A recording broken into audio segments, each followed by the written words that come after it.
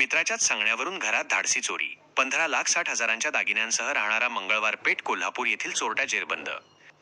कोल्हापूर करवीर तालुक्यातील पाडळी खुर्द येथे एका घरातून रोख रक्कम आणि सोन्याचे दागिने चोरणाऱ्या आणि राहणारा मंगळवार पेठ कोल्हापूर येथील सिद्धार्थ संजय भालकर याला कोल्हापूर स्थानिक गुन्हे अन्वेषण शाखेने अटक केली आहे.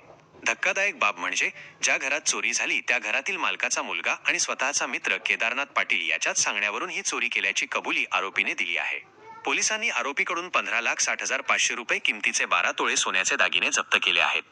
याबाबत सविस्तर माहिती अशी की पाडळी खुर्द येथील रूपा शंकर पाटील या 6 मे रोजी आपल्या पती आणि मुलामुलीसह कोकण भागात सहलीसाठी गेल्या होत्या.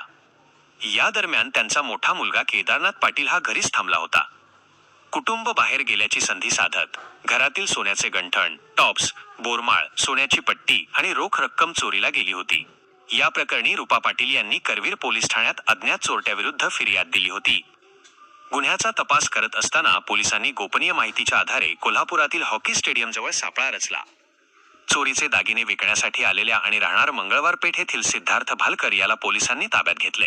त्याची कसून चौकशी केली असता पैशांची गरज असल्याने मित्र केदारनाथ पाटील यानेच त्याला चोरी करण्यास सांगितले होते अशी कबुली त्याने दिली. दागिन्यांच्या विक्रीतून मिळणारे पैसे केदारनाथ हा स्वतः सिद्धार्थ आणि त्यांच्या आणखी एका साथीदाराला देणार होता. पोलिसांनी मुद्देमालासह सिद्धार्थ भालकर याला अटक केली असून पुढील तपासासाठी त्याला करवीर पोलिसांच्या ताब्यात देण्यात आले आहे.